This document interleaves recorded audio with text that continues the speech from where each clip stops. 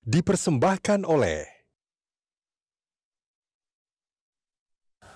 Pemirsa, jumpa lagi dalam 30 Minutes with Kadin Indonesia. Sudah bersama saya, Ketua Umumnya, Pak Arsyad Rashid. Pak, ini kita topik berat juga, Pak. Oke, Pak.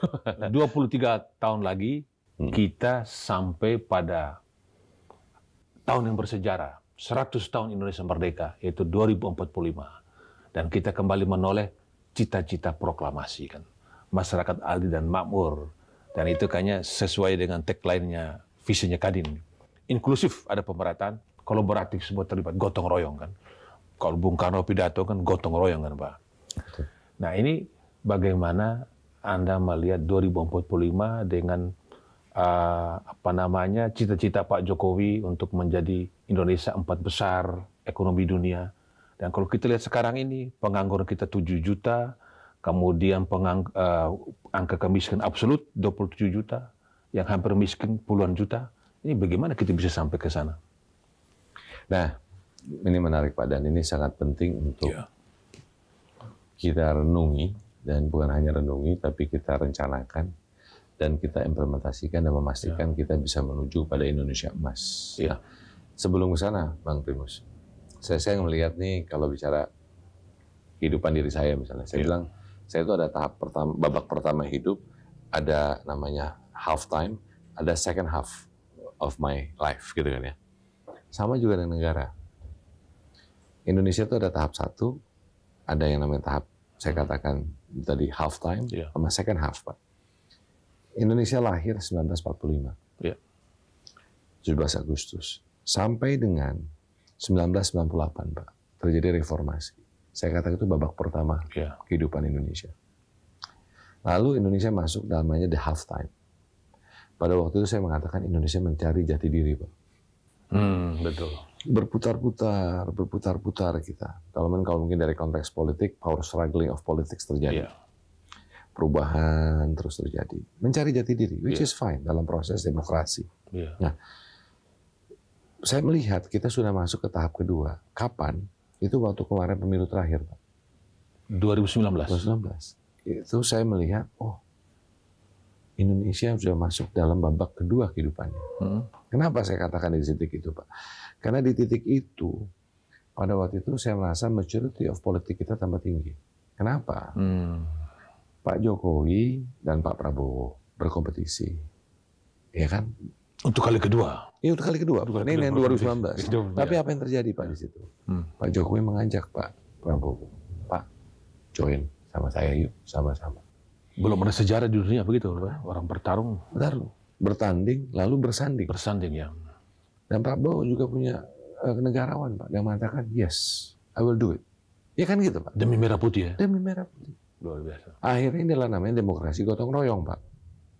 Proses demokrasi terjadi, pemilihannya ada, tapi setelah bertanding, bersanding. Nah, ini yang kita perlukan, Pak. Kenapa saya mengatakan hal ini? Karena penting sekali keberlanjutan, dan penting sekali bahwa kita tidak bisa yang namanya zero sum game, ataupun yang namanya winners take all. Nggak bisa. Indonesia itu dynamics, Pak. Suku banyak, agama bermacam-macam, dan lain-lain. Ini harus disatukan, dan sebetulnya tujuan kita kan sama, Pak, mensejahterakan rakyat. Tadi Bapak mengatakan adil dan makmur. Nah, itu tujuan kita. Nah, dengan begitu, kenapa tahap kedua? Sekarang kita udah revisi, Pak. Visi yang Bapak katakan tadi, Pak Jokowi mengatakan, yuk, Indonesia emas, 100 tahun Indonesia merdeka, 2045. Indonesia ingin menjadi nomor 4 ekonomi terbesar di dunia.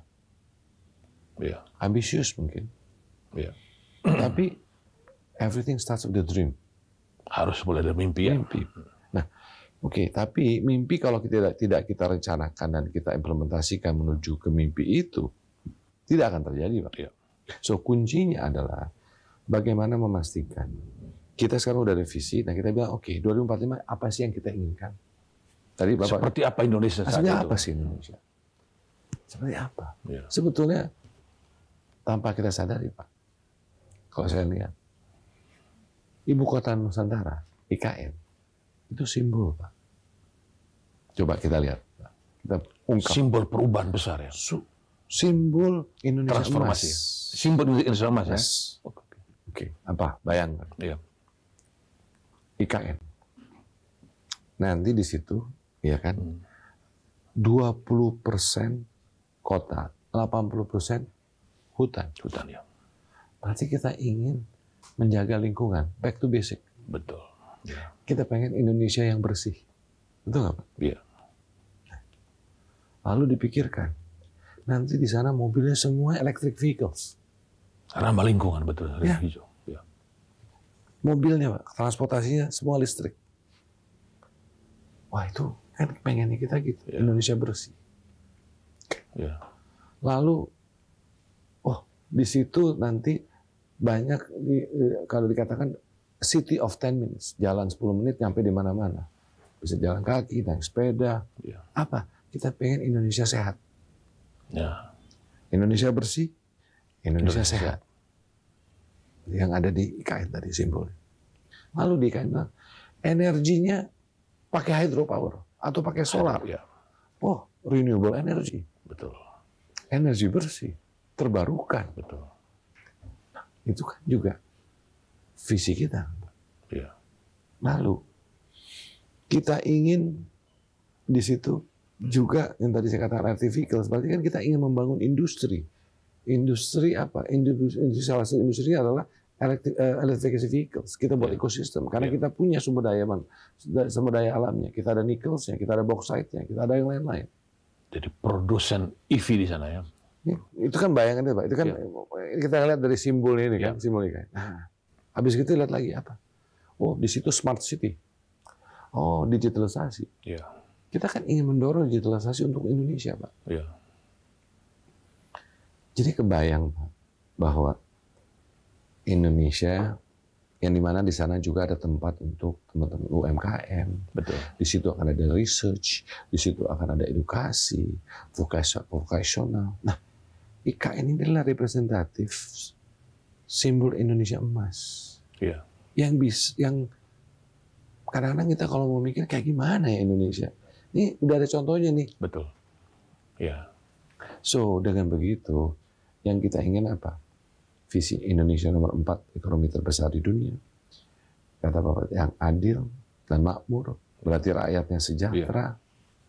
Berarti di situ kita ingin sustainability. Kita ingin lingkungan hidup kita jaga. Kita ingin memastikan bahwa nantinya green economy, malahan lebih lagi blue economy.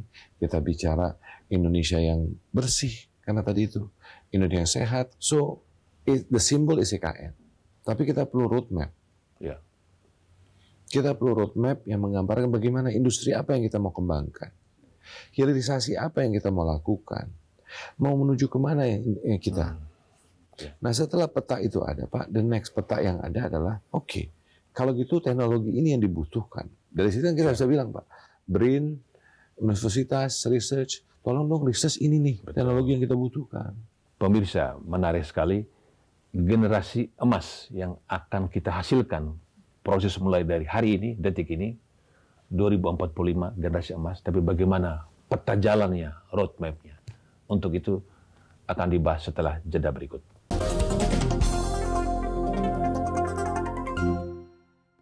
Dipersembahkan oleh Pemirsa, Anda masih dalam 30 Minutes bersama saya Primus Dorimulu dalam perbincangan dengan Ketua Umum Kadin, Pak Arsyad Rashid. Ini menarik, Pak.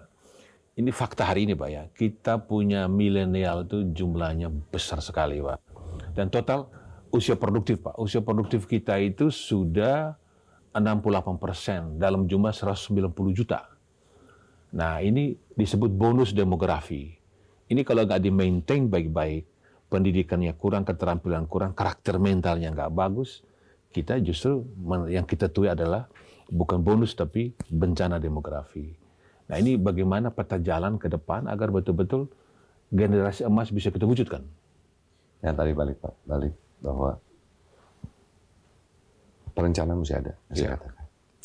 Setelah perencanaan teknologi tahu semua, di situ dan kita bisa mapping namanya roadmap skill kita yang dibutuhkan. Iya.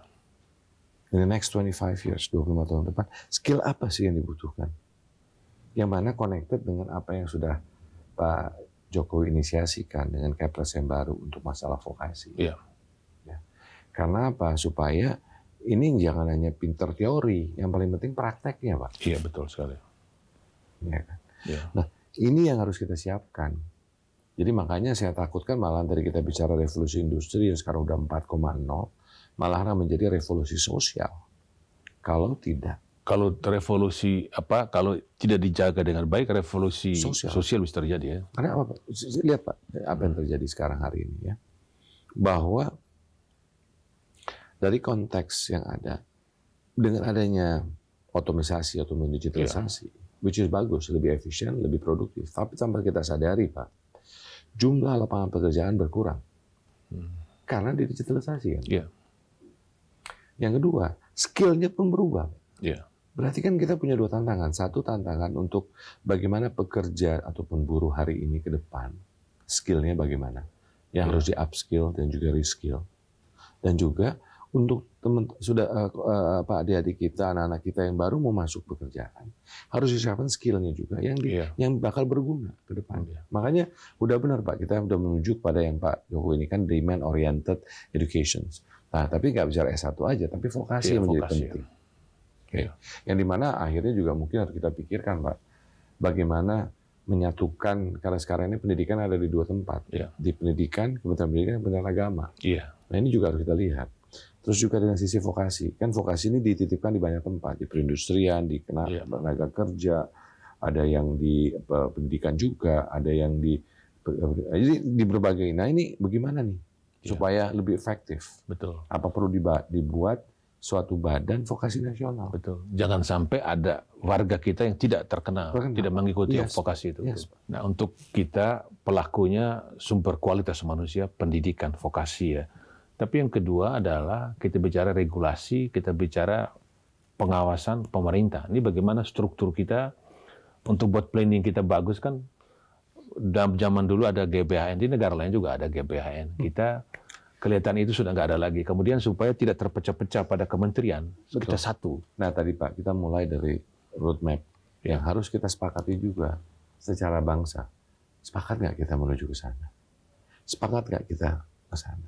Nah dari situ kan roadmap yang terbuat, dan ini harus dikunci dengan namanya GBHN tadi. Dikunci supaya siapapun pemerintahannya, siapapun ini akan mengikuti itu. Istilahnya kalau saya selalu mengatakan kayak bus Pak.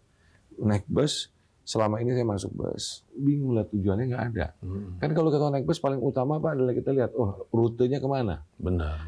Tapi kalau udah ada satu tujuan, siapapun supirnya, siapapun kondekturnya, penumpang udah tenang Pak. Oh tujuannya ke sana. Paling kita teriak Pak, kalau dia ngebut, jangan ngebut, hati-hati, kan gitu Pak. Tapi nggak tahu rutenya mau kemana. Nah ini sama seperti negara ini. Nah, jadi ke depannya juga, selain daripada itu Pak, yang juga kita harus sadari, policy kita juga lemah. Di mana sumber kelemahan polisinya? Enggak, karena itu Pak, perlu ada policy making body. Yang dimana untuk membantu kan roadmap ini perlu didukung dengan policy. Policy itu kan nggak bisa sesaat. Dalam bidang ekonomi Pak ya. Ini dalam diskusi dengan para pelaku ekonom. Ini kita kalau bertumbuh, ekonomi kita bertumbuh cuma 5%, 6%. Itu bagaimana kita bisa mengangkat GDP per kapita kita yang saat ini baru $4.000 ya. Ya kita boleh bangga kita masuk G20 ya. Tapi kalau cuma G20 aja kita ada di sana, sementara kita punya per kapita itu peringkat di atas 100, itu bagaimana Pak? Nah itu Pak, itu kan PR kita tadi yang saya bilang 2045 goal kita 4 ekonomi besar dunia. Berarti tapi ada 2030, 2035. Ini juga crucial time buat kita. Betul. Kenapa? Kalau orang ekonomi mengatakan there is a time when kita harus bisa keluar dari namanya middle income trap. Yang dimana di sisi itulah kalau kita ingin menjadi negara maju, ya kan Pak. Di titik itulah demografi kita mulai berubah, menjadi perubahan. Nah, jadi waktu kita satu adalah 2045, tapi sebelum itu adalah 2030, 2035. Krusial. So very crucial, very short period of time, Pak. Nggak terasa loh, Pak. Sekarang ini 2022. Untuk ke 2030, Pak, 8 tahun loh, Pak, from now. 8 years. Begitu berjalan sangat cepat. Ya. Nah, jadi di sisi ini memang harus kita bersama sepakat secara bangsa bahwa kita setuju nggak ingin tujuannya mensejahterakan masyarakat. Iya. Kalau ingin mensejahterakan masyarakat, Pak, berarti apa hal yang terjadi? Harus ada terjadi economic growth. Karena tanpa economic growth, tidak ada perdagangan dan investasi, tidak akan ada lapangan pekerjaan diciptakan, tidak akan ada profit, tidak akan ada kesejahteraan kalau bila memang tidak ada. Nah, kuncinya apa sih? Adalah stabilitas. Stabilitas politik ya. Stabilitas politik yang akan menjaga stabilitas keamanan. Tanpa stabilitas, kita nggak bisa growth, Pak. Padahal kita punya tujuan kesejahteraan. Iya. Jadi untuk itu sepakat dulu bahwa sudahlah kita pastikan adanya stabilitas supaya memastikan cita-cita kita untuk melaksanakan adil, makmur, sejahtera bagi bangsa itu terjadi. Pemirsa, kita akan masuk sesi terakhir melihat lebih jauh bagaimana roadmap yang disiapkan Kadin untuk menciptakan generasi emas 2045. Kami segera kembali setelah jeda berikut. Dipersembahkan oleh pemirsa, Anda masih dalam 30 Minutes with Kadin Indonesia dengan Pak Arsyad Rashid. Pak, ini pertumbuhan ekonomi bisa nggak untuk mencapai 7%? Kalau kita belajar dari negara-negara, kan Cina bisa begitu hebat karena dia dari tahun 90-an sampai 2019 itu growth dia rata-rata 9%. Sekarang kalau kita rata-rata 5%, bagaimana kita bisa naikkan kita punya PDB per kapita? Apa syaratnya? Nah, gini Pak, Bang Primus. Kita lihat keadaan hari ini aja. Kita nggak usah mimpi dan dreaming. Bisa dilihat di angka misalnya. Maluku. Growth-nya secara provinsi 25% Pak. 20% lebih. Maluku alone. Sulawesi, kalau dilihat sekarang on average, itu di atas 8%, Pak. Iya, kalau lihat real kan? Iya, benar-benar. Jadi sebetulnya angkanya kan tidak angka yang dreaming. Sudah fakta. Udah ada loh, Pak. Apa yang terjadi di sana sih di Sulawesi dan Maluku, Pak? Hilirisasi. Nah, value added. Walau diprotes oleh negara-negara maju, kita harus pajak. Pak, setiap orang saya bilang ini kan perang ekonomi. Betul. Jadi it's fine. Ya. Tapi kita harus mikirin diri kita. Jadi angka itu angka tidak bukan yang sesuatu yang impossible. Jadi kunci hilirisasi dijalankan. Salah satunya. Salah satu hilirisasi, Pak. Tapi tadi sumber daya manusia itu menjadi kunci, Pak. Karena kalau menjadi beban dan proses kehidupan lingkungan yang harus bersih dan juga supaya kesehatan, Pak, itu penting sekali. Kayak misalnya stunting, Pak. Ini kan menjadi masalah, Pak, kalau kita tidak tangani. Jadi kesehatan, pendidikan, jadi back to basic, Pak. Kesehatan bagaimana memastikannya. Di situ juga mungkin kita udah mulai bicara keluarga berencana, Pak. Dulu zaman dulu kan cuma 2 anak, Pak, istilahnya. Kan kita harus matching supaya jangan beban ke depannya berat, Pak. Keluarga berencana, kesehatan makan dulu 4, kan dulu bilang 4 sehat, 5 sempurna, Pak. Ini kan juga harus terus supaya kita pastikan itu. Lalu dari sisi pendidikan, untuk melihat bagaimana vokasi itu menjadi bagian dari pendidikan kita. Supaya on job trainingnya lebih banyak daripada teorinya. Ya, untuk S1, S2 lain lah, Pak ya. Tapi kalau 8 kan itu hanya 12%, sisanya semua di sini. Ini yang harus kita pikirkan juga. Iya. Dan tadi hilirisasi itu sudah masuk dan memang visi Pak Jokowi, Pak. Kedua, digitalisasi UMKM. Betul. Kedua, ketiga adalah ekonomi hijau ya. Betul. Bukan ekonomi hijau, tapi juga ekonomi biru, Pak. Ekonomi biru. Biru laut ya? Laut, Pak. Kalau semua bisa makan ikan proteinnya bagus, itu menjadi kesehatan. Why not, Pak? Itu kita promosikan. Ekonomi hijau, ekonomi biru. Dan kemudian bagus sekali waktu kita pandemi, pemerintah tidak hanya bicara pemulihan, tapi juga transformasi ekonomi ya. Itu terjadi ya, transformasi, hilirisasi tadi ya. Transformasi itu kan salah satunya adalah tadi dari konteks pertama struktural reform, ya secara undang-undang meng-cut namanya all the red tapes, memasukkan yang namanya digitalisasi supaya terjadi transparansi. Itu kan untuk governance, Pak. Jadi the ESG value itu masuk, environment, social, and governance. Itu kan menjadi itu. Nah, Ini kan journey-nya belum selesai, Pak. Nah, ini yang keberlanjutan ini penting. Betul, Pak. Nah, kemudian bagaimana roadmap Kadin tadi untuk mewujudkan generasi emas? Nah, dengan itu kami tadi dengan moto tetap inklusif dan kolaboratif, Pak. Kami mengundang teman-teman, kan di bawah Kadin ini ada lebih dari 100 asosiasi. Nah, ini kan harus kita buat mapping ya. Setiap sektor akan berbeda, Pak. Jadi kita juga minta masukan dari teman-teman. Ini gimana Anda melihat sektor Anda? Gitu. Karena di sini mapping juga termasuk terhadap net zero, Pak. Kan Indonesia komit toward net zero komitmen. Setiap sektor itu kan atau industri akan berbeda, Pak. Proses transformasi daripada menuju net zero-nya. Nah, ini kan harus dilihat juga. Jadi, ini yang kita sudah mulai sekarang. Dan selain daripada ekonomis dan bisnismen, kita juga mengajak teman-teman profesi. Karena untuk apa? Masalah edukasi tadi, Pak, vokasi. Itu karena mesti ada kita peta jalannya itu, peta jalan daripada skill, peta jalan daripada net zero, peta jalan daripada teknologi, peta jalan daripada financingnya atau permodalannya, peta jalan daripada yang paling penting juga yang perlu ada dalam perencanaan adalah instilling values ke dalam economic development. Iya. Ini yang dimana para pemuka agama, para budayawan duduk mikirin apa nih? Jangan memastikan bahwa economic development ini instilling value dari kata Bhinneka Tunggal Ika, bicara gotong royong. Ini harus diinstil di dalam development kita, economic development plan kita. Nah, dengan itulah baru konkret, Pak, roadmap-nya. Nah, ini yang kami harapkan, insya Allah, Pak, Pak Bagfimus, pada hari ulang tahun Indonesia di tahun 2023, kita bisa memberikan ini, roadmap ini. Kadin, ya? Kadin, Pak. Dan tadi pembuatannya kita akan mengajak semua stakeholders yang ada. Ini kita berikan pada pemerintah, berikan pada DPR, partai politik, dan mungkin Biden ada capres-capres kan, Pak. Ya. Kita kasih juga ke capres-capresnya, ya kan? Tahun politik tahun depan ya. Iya kan, kita kasih, Pak. Ya. Paling dikit pemikiran. Ya. Kemudian menarik ini, Pak, pertanyaan saya. Ini kalau kita 2022, 2045, 23 tahun lagi kan. Ya. Berarti pada 2045 itu mereka sekarang kalau lahir itu umur 23 tahun. Dan banyak yang belum lahir. Yes. Nah, ini saran Anda bagi mereka yang belum lahir kan itu sudah generasi emas kan. Dan mereka yang sekarang sudah usia, sebutlah usia 15 tahun. 15 tahun itu 37, 38. Ini apa treatment khusus buat mereka? Supaya mereka juga hebat, betul-betul emas. Kita juga bangga lihat generasi emas ini. Pak, kuncinya edukasi. Edukasi, Pak. Pendidikan. Dan diberikan kesempatan.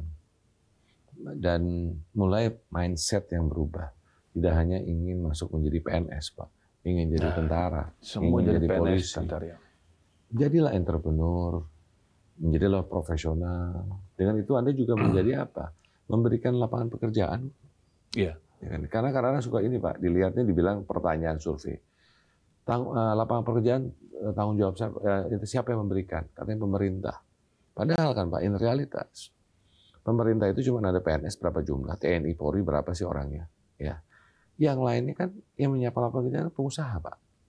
Ada pengusaha besar, menengah, kecil, sampai ultramikro. Yang istilahnya tadi saya katakan pedagang atau pengusaha bakso itu paling sedikit sudah menyiapkan satu lapangan pekerjaan. Ya. Pertanyaan terakhir, Pak. Apa saran Anda kepada penyelenggara negara? Kan ada pemerintah, ada legislatif terutama ya, kalau yudikatif oke lah. Kemudian kepada para pelaku bisnis sendiri, agar sama-sama kolaborasi mewujudkan generasi emas ini, Pak. Di kami mengatakan, ini Pak, motonya Indonesia Incorporated. Indonesia Incorporated, ya. Yang dimana pemerintah, pelaku usaha, dan juga stakeholders lain. Ya. Bergotong royong, Pak. Memiliki satu fokus utama. Kita punya satu tujuan untuk mensejahterakan bangsa ini. Ya. Nah, dengan itu, kalau kita bisa kolaborasi, bergotong royong, this is very powerful, Pak. Ya. Contoh, Pak, waktu kita melakukan pandemi, Pak, vaksinasi, Pak, swasta ikut turun, ya. Semua TNI Polri, semua bergerak, Pak. Kalau nggak ada gerakan itu, kita nggak akan sukses, Pak. Pemirsa, untuk menghasilkan generasi emas tahun 2045, tanggung jawab ada di semua kita pundak. Para orang tua juga, remaja-remaja sekarang yang akan melangkah menuju pernikahan juga punya tanggung jawab. tapi tentu saja terutama pemerintah dan penyelenggara negara, mereka yang ada di Senayan, government dan legislator ya, agar betul-betul memiliki roadmap.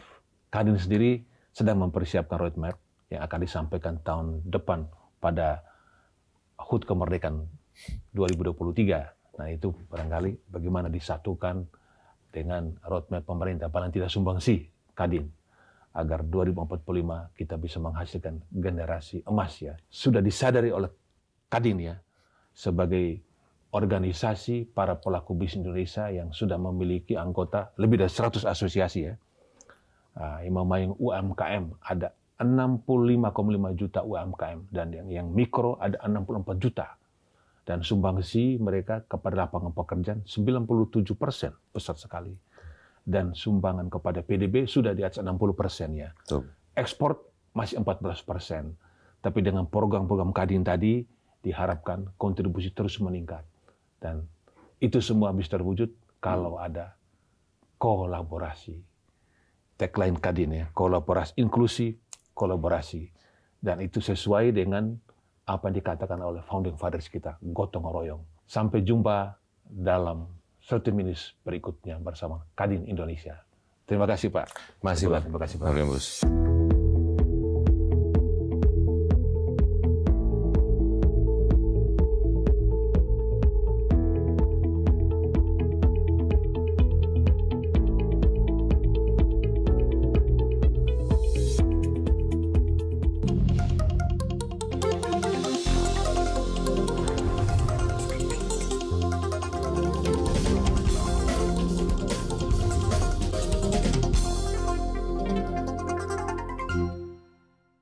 Dipersembahkan oleh